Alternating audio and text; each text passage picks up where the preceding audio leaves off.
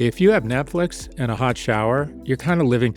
Warren Buffett said the average middle-class person lives a better life than the wealthiest person in the world 100 years ago. He's right. I'll take Netflix and Novocaine versus being the Duke of Earl in the late 19th century. Hands down, the middle-class person has a much better life right now.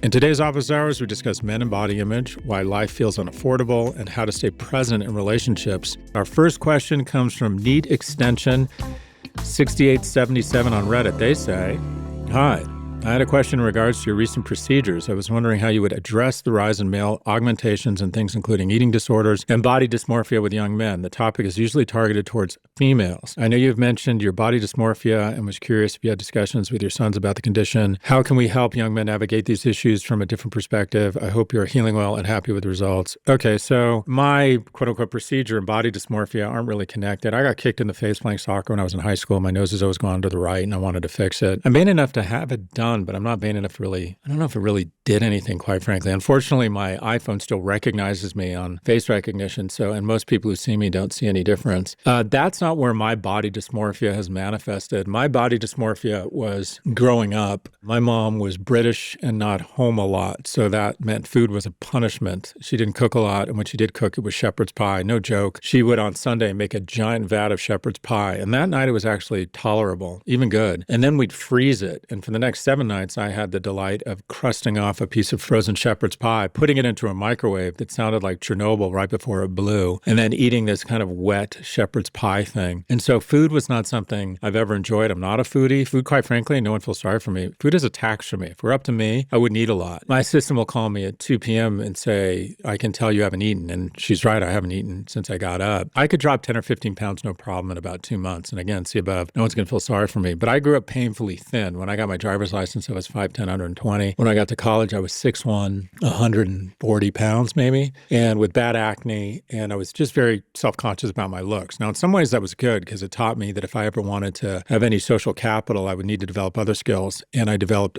I think, a really strong sense of humor, and that was key for me and it's served me well my whole life. But it was comical in high school, and Steve Martin, I'm dating myself. In college, I started lifting weights and started taking protein powder, went on Accutane, my skin cleared up, and by the time I was at the end of my sophomore year, I was 6'2", 190 pounds, and quite frankly, I was ripped. And to be blunt, I started getting laid, and I really liked that. I really enjoyed that. And just a lot of confidence, a lot of self-esteem came from being strong, if you will, or not being skinny. And so I associate good things with not being skinny. So even though I'm still 6'2", 187 pounds, everything's kind of shifted a little bit. But when I look in the mirror, I see someone who's emaciated. And I know that my brain's been rewired and I don't see the real me, but I have when I was a young person, and I think most people have body dysmorphia, but for mine, it was more about weight. So back to cosmetic procedures, about 2 million men a year undergo cosmetic procedures. I would bet that within 10 or 20 years, people who have money, that 2/3 of the men and women will undergo some sort of cosmetic procedures. And there's different levels. You can get Botox, you can get fillers. I bet a lot of it will be non-surgical. But it's kind of that saying, you're not ugly, you're poor.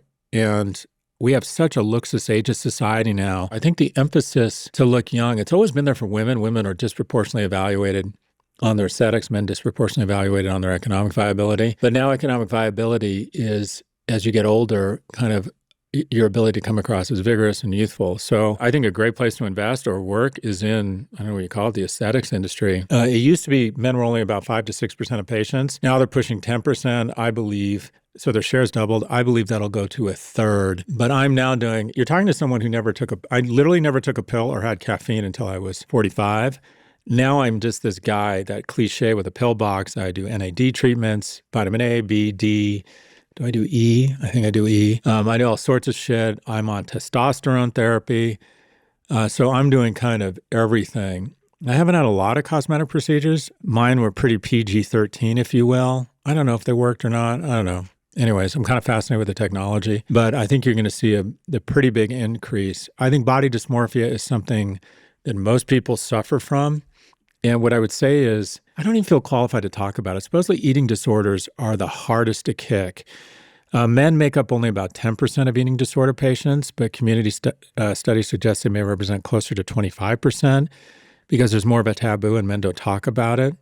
So there's a big gap between how many men are affected and how many men actually talk about it. Body dysmorphia affects, according to research, about 2% of the general population. I think that's bullshit. I think it's much more than that. A 2025 study found that nearly 3% of young men show signs of muscle dysmorphia. That's what I had. I could never be big enough. I now look back, when I was working out a lot in my 30s, I got pretty big. And even then, I thought I wasn't big enough. So you can see how it happens. And I can relate to young women who see Instagram and think that they can never be thin enough. And that's what girls and young women are seeing as their aspirational figures. I think it's actually very unhealthy. But in terms of body dysmorphia, mine's gotten a lot better as I've gotten older. Simply put, I just am more confident, more experienced in relationships. I'm sort of ready to go full ugly, trying to hold on to being, I always say to my friends, it's not easy to be a 4 on a scale of 1 to 10. I'm kind of ready just to give up and go to the 3, 2, and the 1 of what it means to be old and just kind of ugly. I'm ready for it. I'm sort of here for it. I've come to grips with that, and I'm no longer trying as hard, although having said that, I just had a cosmetic procedure. Anyway, body dysmorphia, obviously, if you feel like you suffer from it or would benefit from therapy, I think that's a great idea if you have the money and access. But I think it's something a lot of us, I think very few people look in the mirror and think, nailed it. So I think it's a big issue. And this is all a long-winded way of saying I'm not qualified to speak deeply to the issue other than to say I had it. I felt like I was never big or muscular enough. It's something that's haunted me my whole life. And slowly but surely, I've grown out of it and just tried to rationally think about my height, my weight, staying in shape, exercising a lot, eating well, and as I get older, trying to cut down the alcohol and do a shit ton more THC. That's the dog. He's back. He's oxygen deprived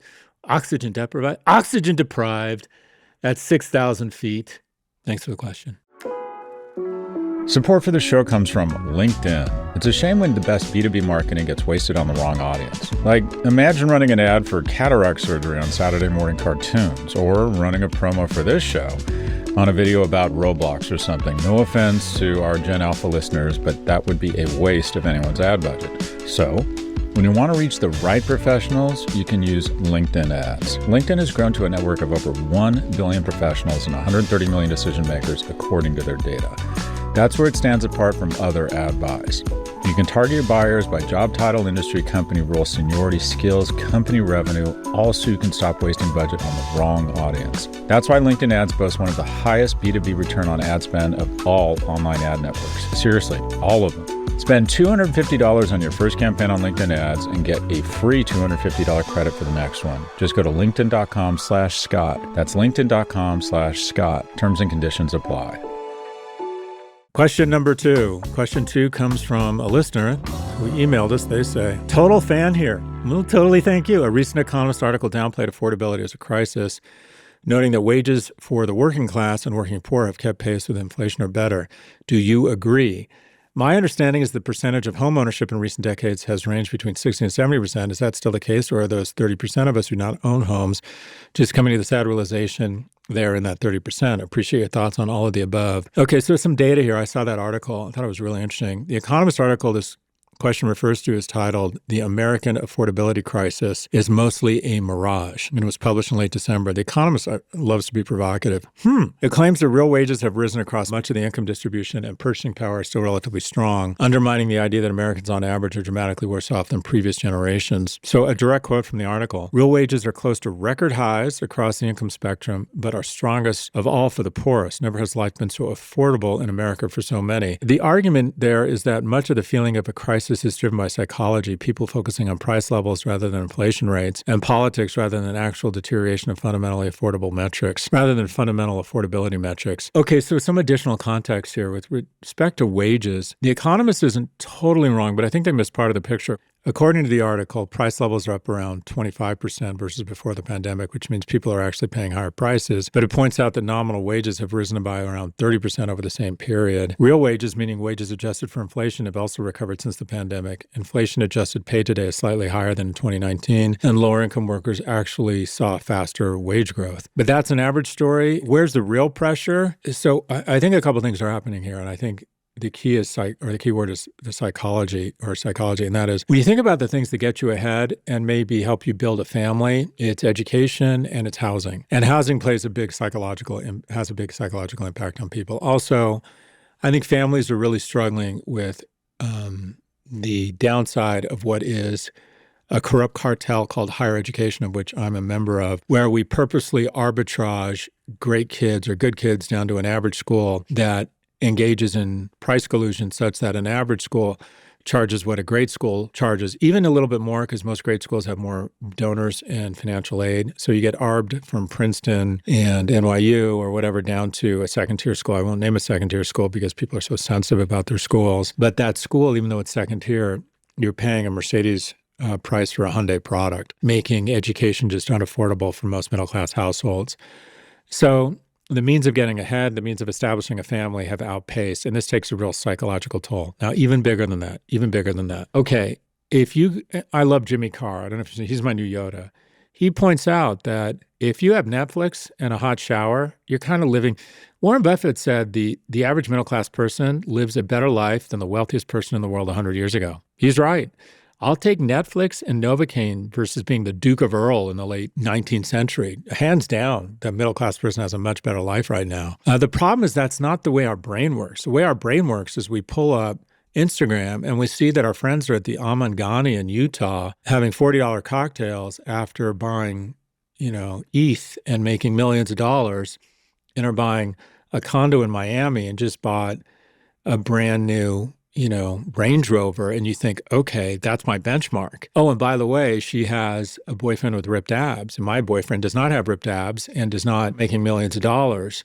I'm a failure. And so the 0.1% dominate 90%, or the image of the 0.1% dominate 90% of our social feeds and create just unrealistic expectations, and it depresses us. And that is happiness is a function of your prosperity minus your expectations. And our expectations have just been taught to vastly outpace any reasonable increase in our prosperity. I even find this just on a basic level, the difference between men and women. Men are, at least in my generation, were raised to believe that they should earn enough money to have a family, that that's their right. And so when they're not making a shit ton of money, they feel angry and entitled. Whereas I think a lot of women were brought up to think that, oh, you just want to make the same as a man. That's your goal. And so I have universally found in compensation discussions that it's always the white dudes, and I'm playing identity politics here, who are always pissed off about their compensation. And again, it goes back to one thing. It goes back to expectations. So I think one, the key markers of prosperity, your ability to get certification, you need to move ahead, buy a home, outpace inflation. And two, I just one stat, first-time home buyers now just make up 20% of home purchases. That's down from 40% historically. So now only 1 in 5 home purchases are first-time buyers. The average age of a first-time home buyer is now 40 years old. And that's the highest it's ever been. Or wages may be keeping up with inflation, but they're not keeping up with the price of entry into wealth, and that is your ability to start building a life and saving money. Some things have gone down in price. The average retail price of clothes has gone down 50%. Cars has gone down, but college tuition has gone up. Also, medical care. And you want to talk about something that really weighs on the psyche and the anxiety of America. 40% of American homes have some sort of medical or dental debt. Imagine you're a single mother and your daughter's in screaming pain from a root canal. You have to go into debt such that you got to get that root canal, right? So this really attacks people's self-esteem, and also childcare is dramatically increased. So what do you have? It's hard to go to work and get ahead because of childcare. It's really hard to get the certification you need to substantially step up in your career because of college. And if you get sick, God help you, you're kind of out on your own. And then you layer in all of that, an expectation that if you're not a millionaire by the time you're 30, you fucked up. So definitely some truth to the notion that the affordability crisis on some metrics has not panned out. But psychologically, what we have is a nation that is more fearful and more anxious and feels less secure about their position in the world relative to everybody else. Thanks for the question. We'll be right back after a quick break. Support for this podcast and the following message is brought to you by E-Trade from Morgan Stanley. Now that E-Trade is part of Morgan Stanley, there's even more to love. Get the freedom to invest on your own with $0 commissions on stocks, options, ETFs, and mutual funds, plus account types for every investor. And when you're ready, speak with a pro to help guide you on your financial journey. Discover more ways to make the most of your money and get up to $1,000 when you open a brokerage account with a qualifying deposit today. Learn more at etrade.com/offer. Terms and other fees apply. Investing involves risk. Morgan Stanley Smith Barney LLC, member SIPC. E-Trade is a business of Morgan Stanley. Support for the show comes from boot.dev. So you want to learn code? The good news is that there are endless tutorials and classes that'll teach you. The bad news is that a lot of them can be pretty boring. And when you're bored, chances are you're not going to retain the information being thrown at you. Boot.dev teaches you to code through gameplay. Quite literally, it's an actual game, and Boots is a bear wizard and your personal AI tutor who guides you through the training grounds, a place where you can practice your coding skills and complete challenges before you forge ahead in your coursework. Boot.dev is free to read and watch, and if you decide to upgrade to a paid plan, you'll unlock interactive features including hands-on coding, AI assistance, progress tracking, and game mechanics. Earn XP, levels, achievements, complete quests, and fight bosses while learning to code Python, SQL, and Go. Go to boot.dev and use my code, TheProfG, to get 25% off your entire first year on the annual plan. That's boot.dev and use code TheProfG to get 25% off your entire first year on the annual plan. Welcome back. Our final question comes from Moonlight Climber on Reddit. I'm in my late 20s in a serious relationship and trying to balance ambition with partnership. My partner is a physician tied to one location. I'm starting a company and travel frequently for work and family. You've built a big career that requires a lot of travel. How did you maintain a close relationship with your partner? Specifically, when your kids were younger, was your travel a source of tension? If so, what actually worked? Setting up a communication cadence, boundaries, traveling together, looking back, what would you do differently? Well, given that I'm divorced, I'd probably do a lot differently. I may not have relevant experience here because I didn't have kids till I was 42. And one of the reasons I didn't have them was I wanted to be focused on my career. My work and not being present and not investing in my marriage and my selfishness all didn't help, see above divorced. But I can't blame that on a lack of balance or not having kids. I just think I was kind of me all the time. Also, I think generally it's tough to get married when you're young. I think between the ages of 24 and 34, you're a pretty different person. So unless you're investing a lot in the relationship and time with each other, it's pretty easy to kind of grow apart and have different priorities. Hey, let's move to New York where I can be a fucking master of the universe. Hey, I want to move closer to my parents and, Santa Clarita. What? What do you want to do? Wait, you didn't tell me that. You want our kids to go to church? What the fuck? Anyway, how do you balance? Brother, there is no balance. I think if you have the right partner and you're aligned, I'd say it's more about alignment than balance. And that is it important to your partner and you that you have a certain level of economic or influence capital by a certain age? If so, it's just going to require a massive amount of commitment that will involve you not spending as much time together. And is your partner aligned with that? One thing I will give to my ex-wife was she was always on board with that. She was a securities analyst. We were working all the fucking time. So I think it's more about alignment, that you have the type of conversation with your partner, right? This is the life we want. And in order to get the life we want, it's going to require a certain amount of sacrifice for both of us. My sacrifice might be that I have to molest the earth every year. And for the last 30 years, I've spent 180 days plus a year on the road. I'm at fucking Jackson Hole right now. I was in Davos 3 days ago. And then before that, I was in New York and I've been all over the place. And it takes a toll. But if you want a certain level of economic security, it's going to take a sacrifice. The key is just having an open and honest conversation. And then also maybe being open and honest about, all right, maybe I need to dial it back and we need to temper our expectations around what's attainable for us. Technology does play a role. What I do now that is really helpful, I have alarms that go off my phone and I FaceTime both my boys every night at the same time. So I'm in Jackson Hole, it's Mountain Central time. So my alarm is set to 2:30 p.m. Mountain Central time, which is 9:30 their time. And then I usually call them or FaceTime them. And even if they don't pick up, I just leave them a quick note. They usually call me back. But I just want them to know I'm thinking about them every day. And I want to see them, say hi. And I find that is really helpful. And it beats when I was living with my father sometimes in the summer after my mom and dad got divorced, and I'd have to shuttle downtown in Chicago to use his Watts line because my dad was too cheap to let me call my mom from our phone. Yeah, breakups. Monopolies aren't a bad thing. You have to send a kid to downtown fucking Chicago to call his mom on the Watts line.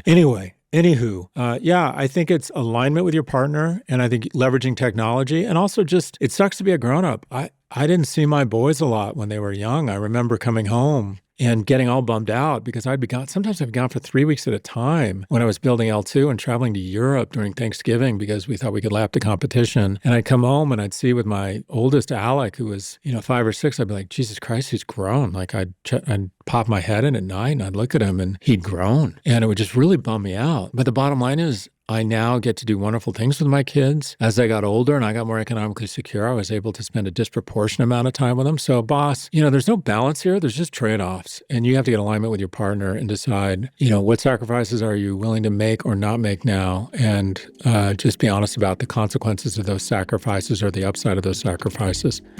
Thanks for the question. That's all for this episode. If you'd like to submit a question, please email a voice recording to officehours@profgmedia.com. That's officehours@profgmedia.com. Or if you prefer to ask on Reddit, just post your question on the Scott Galloway subreddit. I've got a subreddit.